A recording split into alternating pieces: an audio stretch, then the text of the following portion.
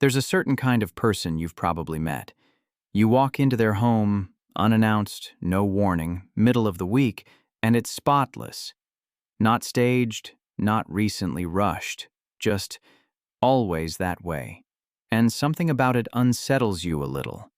Not because it's cold or unwelcoming, but because it quietly asks a question you're not sure you want to answer. What does that say about me? Here's something that most people get completely wrong about this. They look at someone with a consistently clean home and assume it comes down to discipline, willpower, maybe a personality type, the kind of person who's just naturally tidy, naturally organized, wired for order in a way most people aren't. But that's not what's actually happening.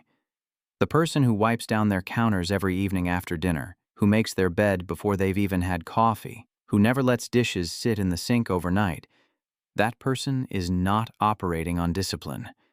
They're operating on something much more powerful and much more interesting. And to understand it, you need to start somewhere most people never think to look: your brain. There's a concept in environmental psychology called cognitive load. It refers to the total amount of mental effort your brain is carrying at any given moment. And what decades of research have shown is this: physical clutter doesn't just sit there passively. It competes for your attention. Constantly. Even when you're not looking at it. Even when you're trying to focus on something else entirely, every pile of unread mail, every jacket draped over a chair, every dish in the sink, every unwashed coffee mug, every item sitting somewhere it doesn't belong, your brain registers all of it as unfinished business. And unfinished business has a cost. It pulls at your attention in small, almost invisible ways, all day long. Researchers at Princeton found that visual clutter directly overloads the brain's visual cortex, impairing the ability to process information and sustain focus. What that means in plain terms is this: a messy room doesn't just feel uncomfortable, it makes you measurably less sharp. But here's what most people never notice about the opposite effect. When the environment is clean, the brain exhales. There's nothing competing for its attention, no unfinished signals firing in the background, just quiet. And in that quiet, something shifts. Thinking gets clearer. Mood stabilizes. The low-level hum of ambient stress that most people have simply accepted as normal starts to fade. People who maintain clean homes have often figured this out without being able to name it. Their space doesn't drain them. It restores them. Now here's where it gets deeper. Because when you look closely at why people maintain order in their environments, you find something that has very little to do with cleanliness and everything to do with control. Think about the average American life for a moment. The commute that adds an hour to your day. The inbox that never empties. The relationship tensions that simmer without resolution, the news cycle, the economy, the sense that things are moving fast and that no one is fully in charge. Most of adult life involves navigating things you didn't choose and can't fully predict. That kind of ongoing unpredictability creates something psychologists call ambient anxiety. A background hum of stress that doesn't have a specific source you can point to but that never fully disappears. And this is where the confusion begins for most people, because they feel this anxiety and they search for its cause in the obvious places: work, relationships, money. They rarely look at their own living room, but the home is one of the few domains in modern life that actually belongs to you. You didn't design your office, you can't control your commute. You didn't write the news, but your kitchen counter, that's yours. The state of your bedroom floor, that's yours. The whether the bathroom has been wiped down, entirely within your reach. And every single time you act on your environment and restore it to order, your nervous system receives a message. A quiet but unmistakable signal that says, I can handle things. I'm in charge here. Everything is okay. In psychology, this connects to what's called the internal locus of control, the degree to which a person believes their own actions shape their outcomes. People with a strong internal locus of control experience less chronic anxiety, more resilience under pressure, and a greater sense of personal agency. And one of the simplest ways to reinforce that orientation every single day is to take ownership of your immediate physical environment. It doesn't look dramatic, but it changes everything. There's another layer to this that rarely gets discussed, and it might be the most important one: identity. People who clean their homes every day aren't doing it because they love cleaning. Most of them, if you asked honestly, would tell you they don't. They do it because at some point, through repetition, through seeing the results, through living in the difference, they became a certain kind of person.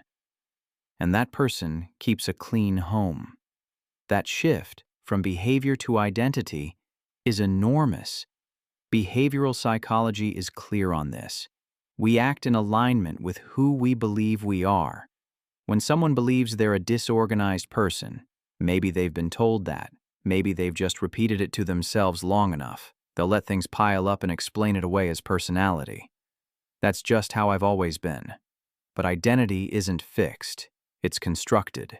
It's built from evidence, and the evidence comes from what you actually do. Every time you wipe down the table after dinner, your brain files that as evidence. Evidence that you're someone who takes care of their space. Every time you make your bed, it reinforces something deeper, that you're someone who follows through on small commitments to yourself. Repeat that enough times, and the brain has no choice but to update its internal picture of who you are. Research on habit formation suggests that it takes roughly 66 days for a new behavior to shift from something you consciously choose to something that simply happens. The goal isn't to force yourself to clean every day forever. The goal is to do it long enough that you stop being someone who has to force it. That's the transition. And once it happens, the habit sustains itself. But here's what most people never stop to consider about the emotional dimension of this behavior. There's a reason people reach for a broom when they're anxious. A reason why, in the middle of a difficult week, a hard conversation at work, a relationship under strain, a mind that won't quiet down, someone might find themselves reorganizing their kitchen at 10 p.m. It's not random. It's not avoidance. It's behavioral activation. That's the clinical term for using physical action to shift emotional state. When you're anxious and sitting still, your nervous system stays in a state of activation. Alert, wound up, nowhere to put the energy. But when you get up and do something, especially something with a clear beginning, a middle, and a visible end, you give that energy somewhere to go. The dishes get done, the counter gets wiped, and something inside you settles. People who maintain clean homes have often stumbled onto this intuitively. They built a practice that serves them emotionally just as much as practically. The physical act of restoring order to the space helps restore something in the mind. The external mirrors the internal. And this is why the end of the day is especially powerful. Spending 10 minutes tidying before bed, wiping surfaces, returning things to their place, leaving the space exactly as you want to find it in the morning, does something psychologically specific. It creates a boundary. It tells the nervous system, the day is done. I handled it. It's time to rest. There's a physiological reality underneath all of this that's worth sitting with. Research published in the Personality and Social Psychology Bulletin found that people who described their homes as cluttered or full of unfinished projects had measurably higher cortisol levels throughout the day, compared to those who described their homes as restful and orderly. Not just in the moment of looking at the mess. Throughout the day, consistently elevated stress hormones, simply from the environment they were living in. If you've ever come home from work already exhausted, walked through your own front door, and somehow felt more tired, that finding might explain something. The space itself was adding to the load. Not dramatically, not in a way you could easily name, but steadily, invisibly, all the time. The people who keep their homes clean are not more disciplined than everyone else. That framing is almost entirely wrong, and it matters that you let it go. What you're watching when you see someone with a consistently ordered space isn't willpower in action. It's automation. It's a system that has become as natural and unconsidered as brushing their teeth before bed. It happens not because they push themselves to do it, but because somewhere along the way, they became someone for whom it simply happens. Discipline is a limited resource. It depletes. Automation doesn't work that way. Automation is self-sustaining. The difference between the person who always has a clean home and the person who doesn't isn't character. It's the point they've reached on a timeline that everyone who starts the same habit will eventually reach, if they stay with it long enough. There's a quiet truth underneath all of this. Your home is a physical expression of your relationship with yourself. Not a moral judgment, just a reflection. What you tolerate in your space tends to mirror what you tolerate internally. The clutter you step around every morning.